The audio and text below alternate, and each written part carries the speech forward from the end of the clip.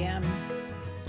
from the nursing home rehab where my father was staying, saying, "You need to come down here. Your father's broken a window. He's out of control." And so I packed up my things, reached out to my mother.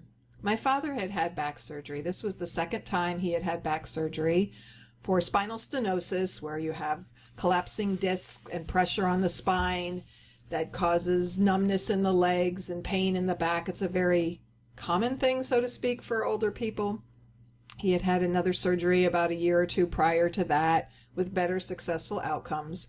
He had the surgery at the hospital, was there for, 4 or 5 days, and then had gone on to a rehab hospital. My mom had found one that was not too far from where they lived, so closer to them, so a little further from me. My parents and I live about 45 minutes apart. And it was a beautiful facility.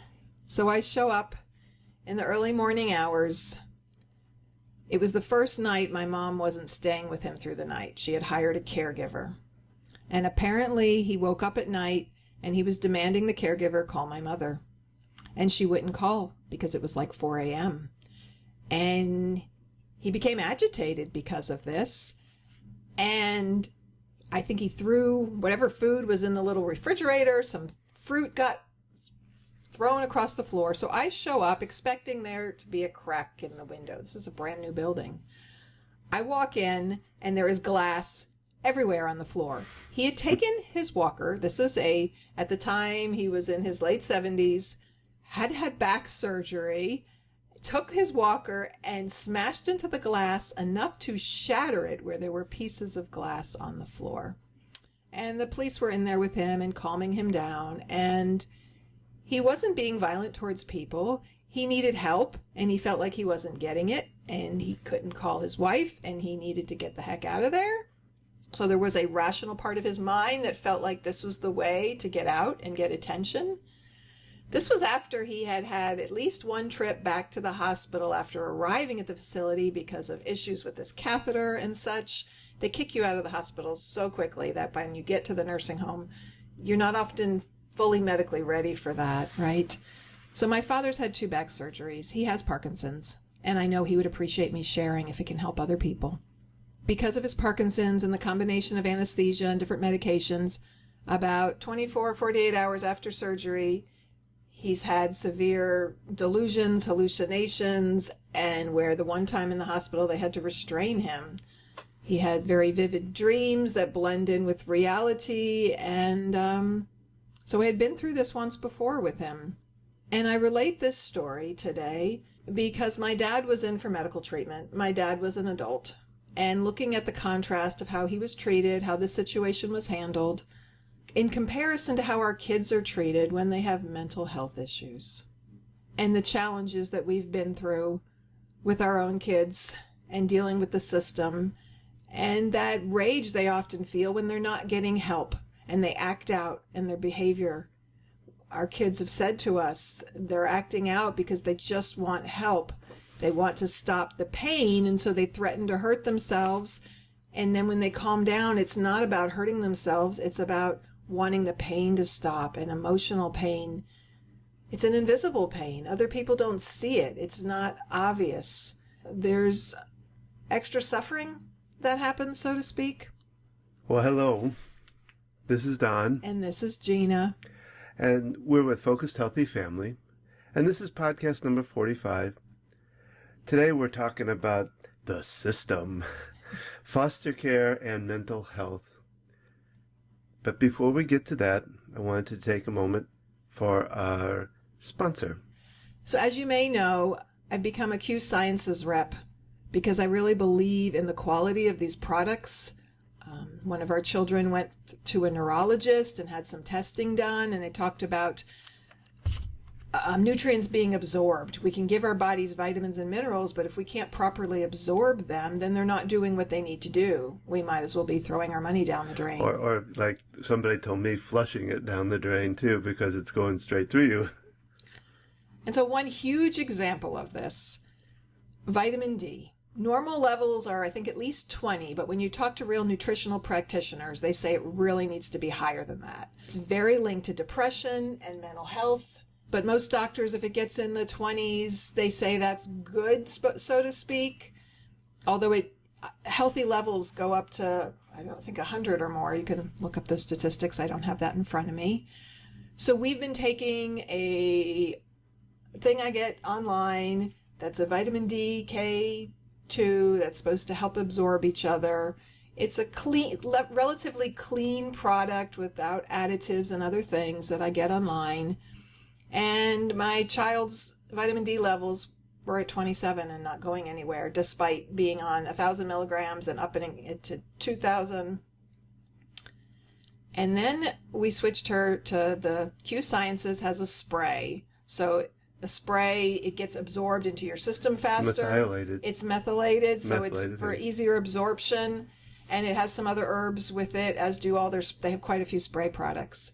And so we switched to her using the spray once a day for a month. She went back for more labs. Her levels had jumped to 47 in just a month's time.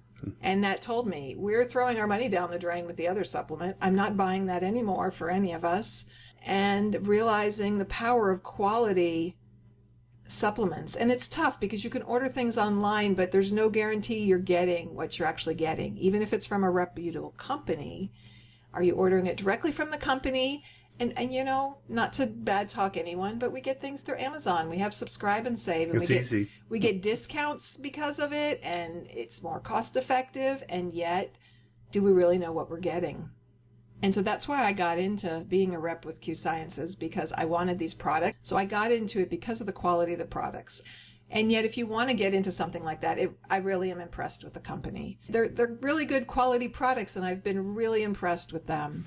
And so I share that story just because the impact that has, and just seeing those lab results to me is really powerful. So they have sprays, the different sprays, sleep spray, which is excellent too. We use that, and their complex of vitamins is wonderful.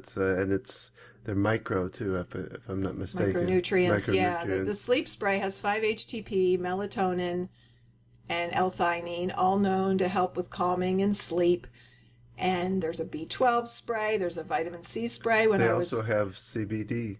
Yes, they have a large selection of high quality. Well, it's full spectrum hemp oil, not just CBD. It's the full spectrum hemp, which is the whole plant, getting all the nutrients that can be helpful for all levels of healing. We have a topical cream I've used, and I want more of it, rubbed on achy joints and muscles. I've used they even have a THC-free hemp oil for anyone who's concerned about drug testing, that it's completely free of the THC component, even though there's benefits to that. Not all their products are free of that, but and for the most part, I have been super impressed with the ingredients that are in these different products. So if you want to learn more, go to focusedhealthyfamily.com/Q Sciences. That's just the letter Q, Sciences.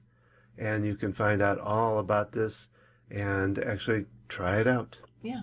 We're back talking about mental health and foster care and the system. And we kind of got down this road for two different reasons. One, we've been going through a lot of, with our own families in different ways, with mental health issues. Plus, we also, on the foster care side of it, we ran across Richard Villasanna. I got to say it right. And just sparked our interest in learning about that. We are not involved in it, but thought it was very interesting once we found out some of the things about it. So that's what we're going to talk about today. Because of our passion for helping families and all kids, we realize this is one area we know absolutely nothing about. We don't know anybody in our family per se that's, utilized the foster care system or been in the foster care system. And yet we want to share information. So we have connected with several people. The next several weeks of our podcast will be interviewing some different people who, one has been in this foster care system herself and now works helping children. And then some organizations that, like Richard's, that foster, it says Forever Homes for Foster Kids, which is really cool. He focuses on finding actual family members of the kids to keep them out of the system, so to speak, and finding other family members.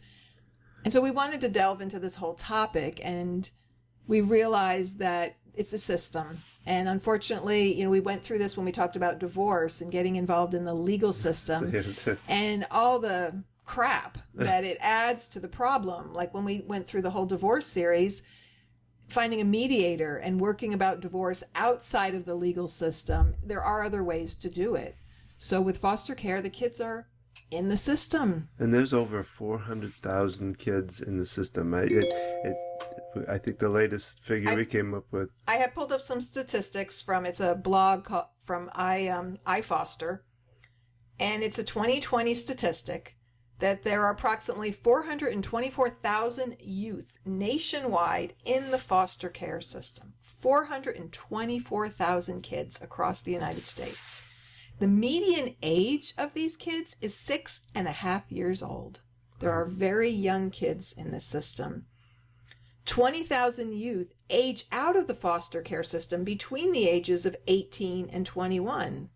And then what happens to them? Yeah, I know. That was where I was shocked. We wonder why kids live on the street, why they get into illegal activities, because now all of a sudden they don't even have that support. Yeah, and they're just kind of put out.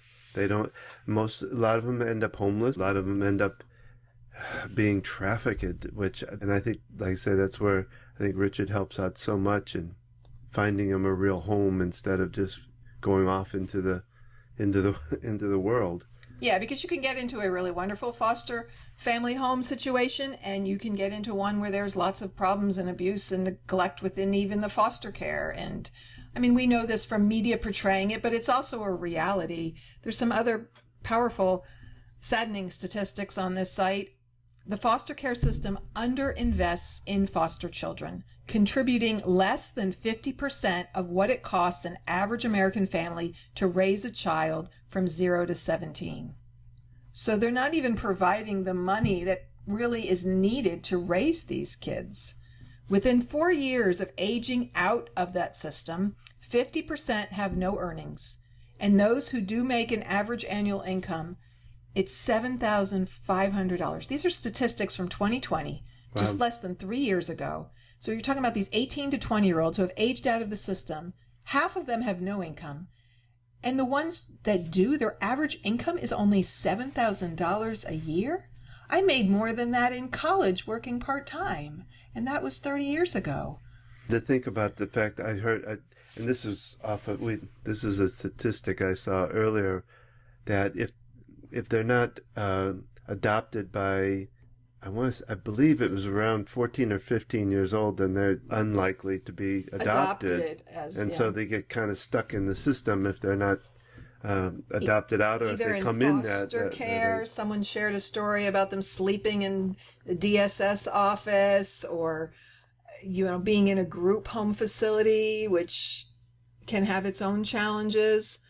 Another statistic here, only 5% of rural foster youth and 21% of urban report having access to a computer at home. Yeah. Access to a computer. And the statistics are from 2020. Most schools in our area, it's essential. Like most of their classes, connections with the teacher like that. On the computer. So much research is done. And then whatever happened with the pandemic, these kids had no access to the computer. How did they couldn't have their virtual education if they didn't have access to a computer. 5% of rural foster youth and 21%. And again, these are reported statistics, yet anyway. So this is from ifoster.org, and it's a blog that's written on these kind of quick statistics, but this organization does do, they have an iFoster's Jobs program that's created to combat this issue. So there are amazing organizations out there providing assistance for these kids. And, I wanted to expand this topic to look at the whole system. We're going to focus on foster care over the next 3 or 4 podcasts that we do, interviewing people that can share more information, more resources, their organizations and their stories. But thinking about the system as a whole, just like we covered a divorce, that if your kids are in mental health, and there are a lot of statistics connecting mental health and foster care, and then just mental health in general. So I went to the American Academy of Pediatrics, and this is called Mental Health and Behavioral Health Needs of Children in Foster Care. So this is specific to Name the source. mental health and foster care. The American Academy of Pediatrics is the source. Oh, that's what you said. Sorry. So this is a quote. Mental and behavioral health is the largest unmet health need for children and teens in foster care. Mental and behavioral health requires the presence of at least one nurturing, responsive caregiver who is stable in the child or teen's life over time. Children and teens thrive when their families have routines, structure, and reasonable expectations, and parents display warmth and nurturance. Foster care should provide a stable, nurturing foster or kinship home and all the services appropriate to the needs of the children and teens.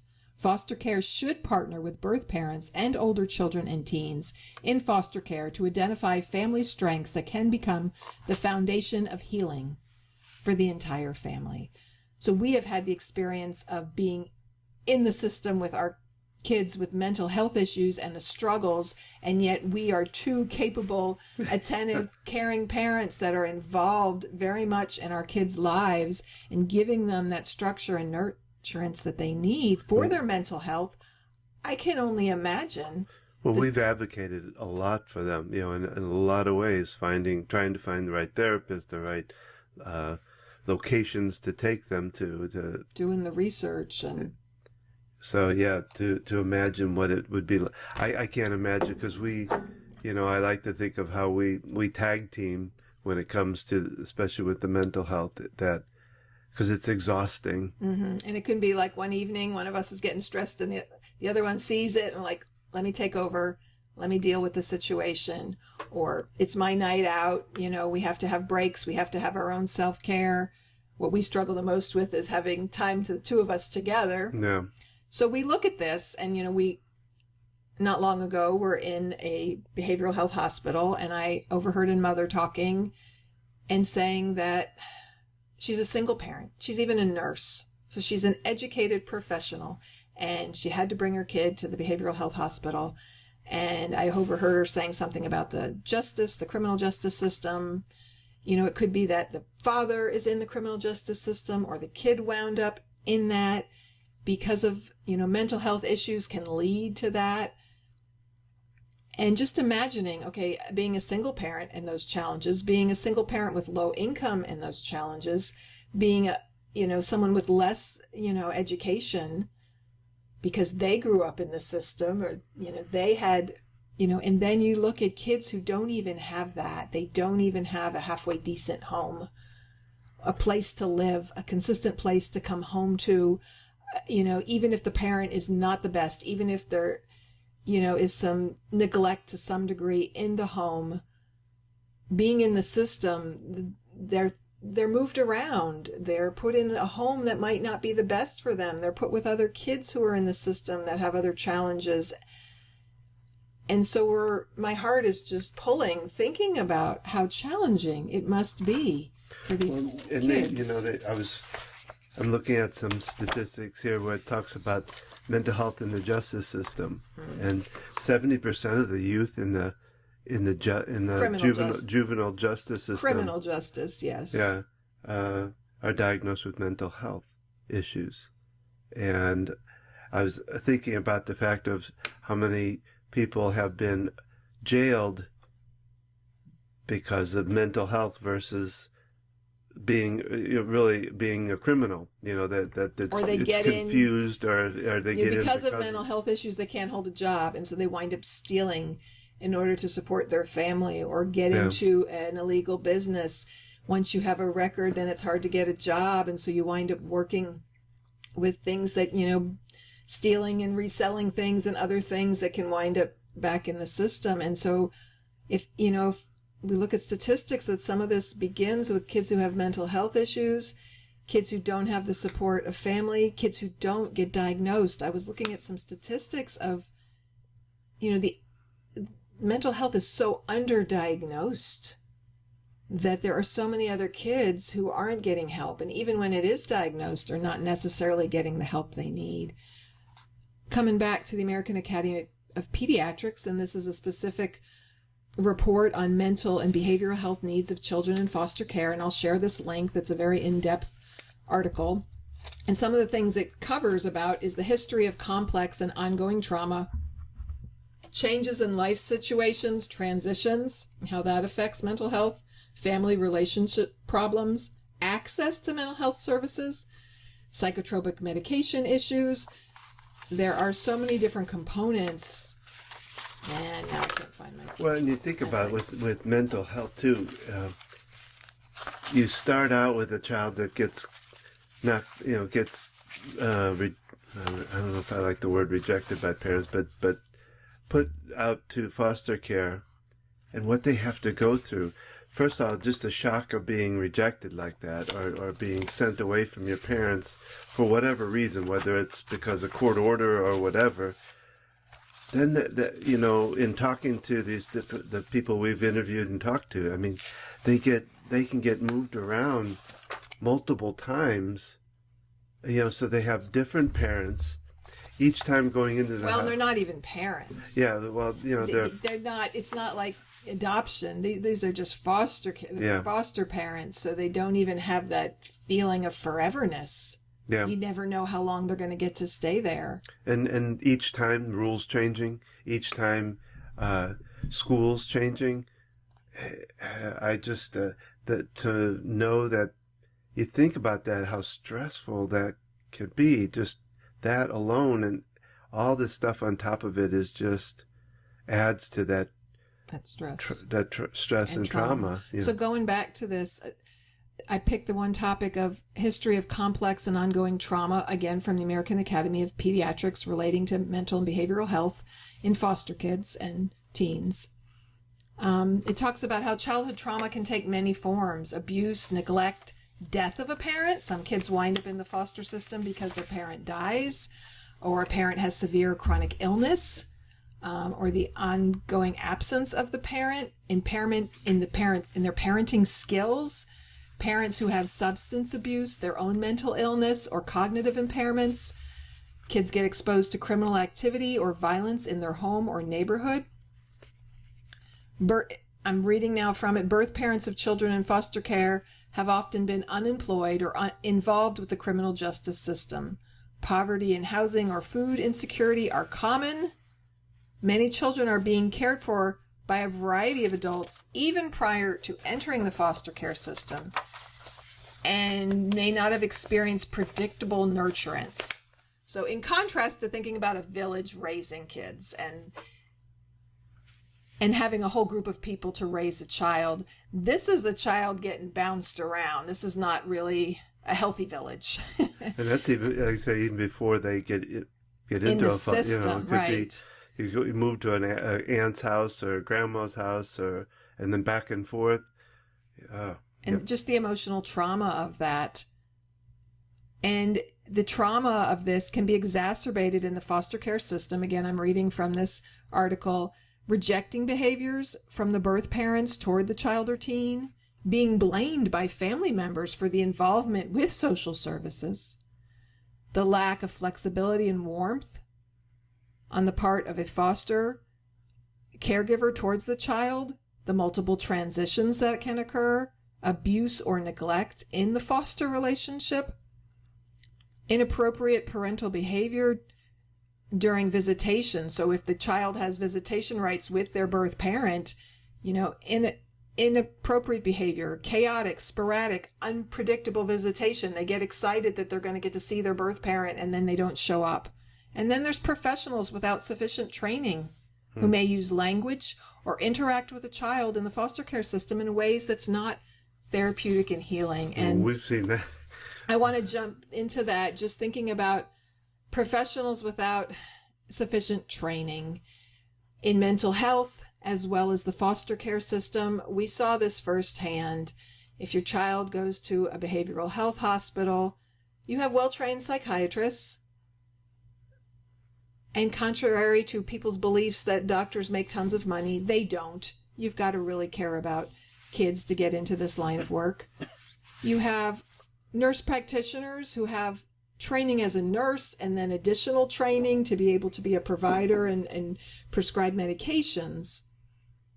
And then as you get down the line of other levels of the care, that's really the people who are one-on-one with these kids all the time. Don't have the training, they really don't have the training. I learned there are psych aides in these behavioral health hospitals that used to be people with psychology degrees and different levels of education. But because of the lack of staff, of needing people, they take people with maybe a college degree and yet not very much specific training in mental health. So it's sort of an on-the-job training. And, even nurses sometimes, their level of, they know the medication real well. They got maybe some brief stuff with mental health training and yet don't always have the training they need to provide the services they need.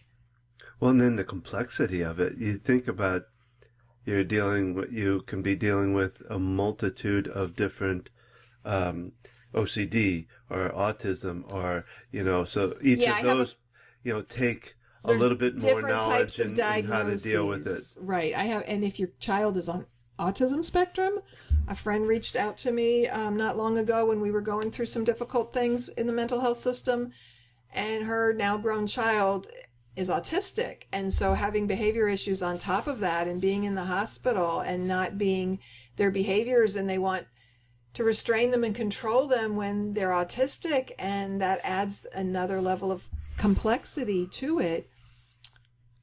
And so, you don't to have the level of training to understand, there's so many different mental illnesses, and some of them are very different from each other. Some of them are similar, and yet you need to understand, just like you can't be a doctor who, treats cancer and treats heart disease and treats, kidney failure. And, you have specialists in each of these areas when we're talking about physical health. Yet in mental health, it all gets grouped together.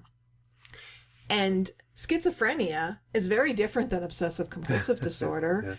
And, depression and anxiety, and there's a whole list, there's a whole separate diagnostic and statistical manual for mental illnesses as compared to the medical illnesses. And this is one big gripe of mine, is our brain is part of our body. And yet we separate mental health care. And there's so much stigma, in part because of that separation, that people think you can cheer up a depressed person, or it's just their behavior and they need stricter rules. You hear old school parents saying, well, when I was a kid, I got whipped and I kept in line. And that's the problem with parents today, is we're not strict enough with our kids. Like being strict and controlling is going to prevent mental illness. It's an illness. It's the brain malfunctioning. Don, if I get any closer to the microphone, I'm going to eat it. Pointing to it, though. Don's the technology man who manages the we're volume. Learning this, and has to learn this. And then we've had some podcasts where I was too quiet, so I feel like I'm eating my microphone right now. We're probably going to discover that my voice is 10 times louder than yours when you do your editing. The magic of editing. Well, you always say about what I always this thought. When you have a health issue, people come to your doors with casseroles and do things for you and volunteer to help. But if it's a mental issue, they disperse. They head the opposite direction. We had that experience years ago, and they get nervous. They don't want to bother us. They know we have a lot going on. And these are people with good intentions. These were close friends. They don't know how to help. They don't know what to do. I reached out to my daughter's dance about talking to the kids, about what our daughter was struggling with and why she wasn't at dance. And it was like, oh, we've got to talk to the families to make sure that's okay. Yeah. And I'm like, wait a minute. If she had cancer, everyone would know. They would be sending cards and balloons and things to the child. So there's this stigma. Our daughter didn't have something that she created or that we created, contrary to other people's beliefs, is a malfunction in her brain signals that caused this. And it was a severe onset for her. And then she couldn't go to dance. And, we have to make sure we have permission to do that. And it never happened in dance. It did happen in Girl Scouts.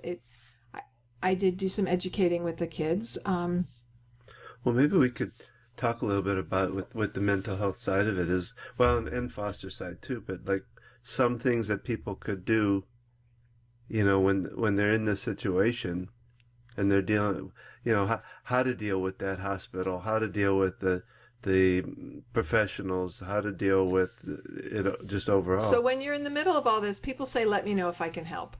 Well, when you're in the middle of dealing, whether it's a medical crisis or a mental health crisis, you've got so many things running through your head. You've got so many things that's happening.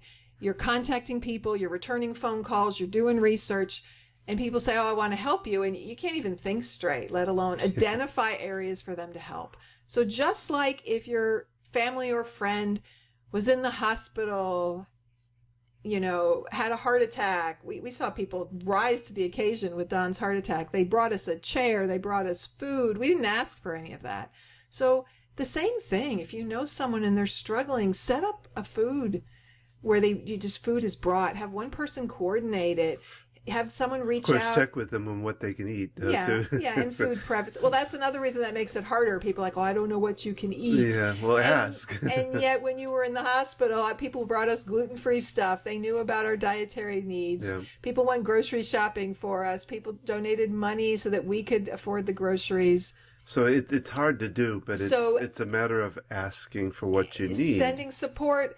Reaching out and making that phone call. We live in an age where if you don't have time to pick up the phone, it'll go to voicemail. Someone could send a text message. There is nothing wrong with picking up the phone and just calling somebody. It is okay to do that. If they are too busy, they won't answer. We are adults. We are grown individuals. If it's not the right time to pick up the call, it is so powerful to me, the people that actually picked up the phone and called me when I was going through difficult crisis and didn't ask. The texting was awesome too, and people saying, hey, I want to talk. Can you talk? Well, then plus the making sure to ask the caregivers how they're doing too. Yeah, because that's one thing. You not worry just the about sufferer, you worry the about person dealing with you in the hospital with your heart attack, or our kids in the mental health system. But what can you do for the parents, for the siblings? What can you do to provide help for them when taking them, them to the park, or when you were in the hospital for something, 16 days with your heart attack? We had friends who brought our daughter to dance, that took our kids to their scouts, that Abby was doing dog training classes at the time. Yeah. They did that for them. Family members that came and stayed at the house, did laundry for us, did shopping for us. Yeah. Being there for the kids, coming over, giving them support. I think educating yourself too. Educating yourself and educating your friends and family. It doesn't have to be dramatic, but they don't understand what's going on. So help them to understand at least the basics of it. But educating yourself so that you can be an advocate. So if you want to help someone, yes, you can say prayers, you can do healing energy, you can do all those things, and you can also do some research. You can kind of look up to get an idea. Your kid has OCD. What does that mean? Well, you can research it. It's out there. There's information available. Yeah. Don's done whole podcasts on it. You can learn a little bit more, and you can ask questions. And sometimes it helps to say, hey, I could do this for you, or I could do that for you. Would either of those be helpful? Offer things, anything. My sister got us a Netflix subscription. This was way back when Netflix was sending you things in the mail to watch when you were in the hospital. Just finding ways to support. Whether it's the time, whether it's money, whether it's activities, whether it's just making connections. Conversation, Conversation, just being there to listen. Yeah. And that is powerful, right? So many people you share with your family, we're going through this, whether it's medical or mental health. It's all medical, isn't it? Oh goodness, maybe you could do this, maybe you could do that. Yeah. And they have well-meaning intentions. But a lot of times we don't need advice. We need to feel heard. We need someone to say, yeah, holy crap, that sucks. That's my favorite thing. You don't know what else to say and someone's sharing? Oh my gosh, that sucks. It's just to so they feel heard. It's exactly what we teach in the parent communication classes based on the book, How to Talk So Kids Will Listen, and listen so shameless plug. Kids will talk. And yet it applies to all conversations. All of us want to be heard. And when you're going through crisis, think about the kids in the system. They want to be heard too. Yeah. If you have the opportunity to interact with a child who's going through a struggle of any sort, just stopping and letting them talk for a minute, letting them express themselves in whatever they want, not correcting their language or their behavior, allowing them to express themselves. Well, in fact, we interview, I'm kind of looking at someone with CASA, which is court-appointed support, I got to remember, advocate. So it's a volunteer who steps in if a child is in foster care that's outside the court system, but they are the advocate for that child. They help represent that child, not legally. You can have the child should have a lawyer but too. They're there with them too. And because they're a volunteer, it takes the pressure off the child. The child finds out you're not being paid to do this. You were just here really to help me and be a listening ear and to help find resources and things. And so thinking about that, if you're in the grocery store and you see a kid struggling and their behavior especially, instead of going, oh my God, what's wrong with that parent? Why don't they control that kid? Stop for a minute and say, wow, what's going on in that kid's life that this is the behavior they're displaying? The behavior is a communication. It is a cry for help. There is a reason for that behavior. Kids don't just say, oh, I hate the world, I'm a teenager, and I hate my parents, and I'm just going to act out. There are reasons behind all behavior, and I challenge you to get into a conversation with me if you think otherwise, because as a parent and as a professional... Well, we talk about behavior as a form of communication. And it's a method. And it's a foreign language for parents. You don't understand what's going on with this behavior. If your kid has mental health issues, you don't know what it's like to have obsessive compulsive disorder, to have thoughts racing through your head, to what if you have psychotic episodes of hallucinations, delusions. You don't know what that is like if you haven't experienced it yourself. And those kids need to feel heard. They need an outlet sometimes just to be able to talk about it. One of our kids was in the system in a behavioral health hospital, and is a teaching hospital, so there were nursing students there. And she talked about how they just came over and sat and talked to them, and how nice it was to have that additional staff, have additional people there for the kids, because the ratio of caregivers to students in the system, and I include educational system, the medical system, the mental health care system, the foster care system, is really a sad ratio, that the number of adults and professionals and caregivers to meet the needs of these kids is not enough. But for that person you see in the grocery store that's having problems and send them some good energy. Yeah. I know we do that. We'll just take a few minutes and think and just send them. And I know that kind of sounds out there, but I'll start tapping. You can say prayers, and also just kind of either giving the parent a knowing look, like, yeah, things can be difficult as a parent. Pay for their groceries. Giving them a nod, and step. And then if you're judging, just pause for a minute and think about your judgment. Even if you don't interact with them in any form, just stop and think about that for a minute. Think about the fact that we judge people so quickly for behavior without knowing the full picture of what's going on. You have no idea. Take a moment to pretend you're in their shoes, that caregiver's shoes, that parent's shoes, that there's something else going on that we don't see. Or that child's shoes. I see kids all the time and their parents are like, stop that. No, don't touch that. You can't have that. They're being told no. They're being told stop. And these kids are young and they're curious and they want to touch things. And I mean, when our youngest, we took her to the grocery store, she would grab anything round and throw it as far as she could. She was a toddler and she thought it was toddler behavior. And we didn't, reprimand her. We put things in the cart where she couldn't reach them. We used other strategies. And she would put things in the cart. Well, one time she wanted to walk. She's a toddler.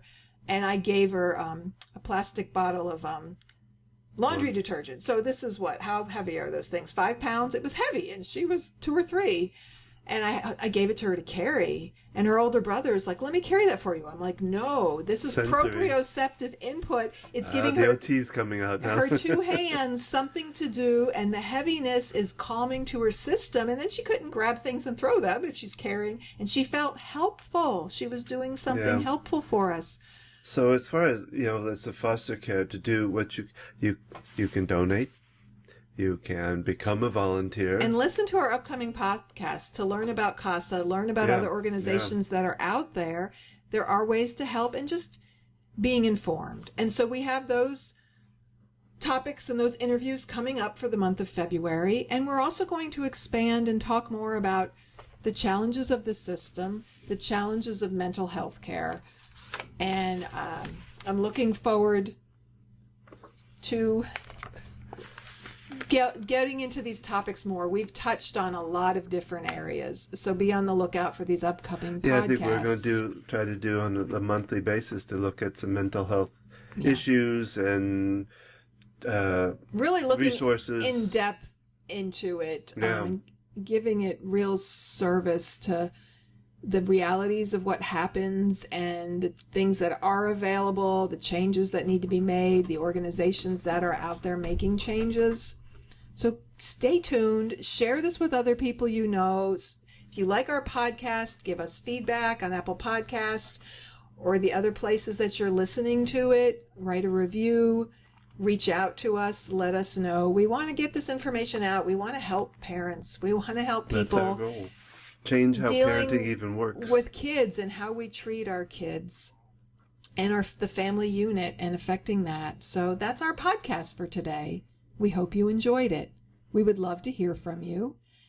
And please check out our website at focusedhealthyfamily.com to see our blogs, all of our other podcasts, our Tuesday tips, which are short podcasts, our other resources, workshops we have, and other programs. We do work one-on-one with parents and families, as well as our new program looking in the sandwich generation of caring for your own family and aging loved ones.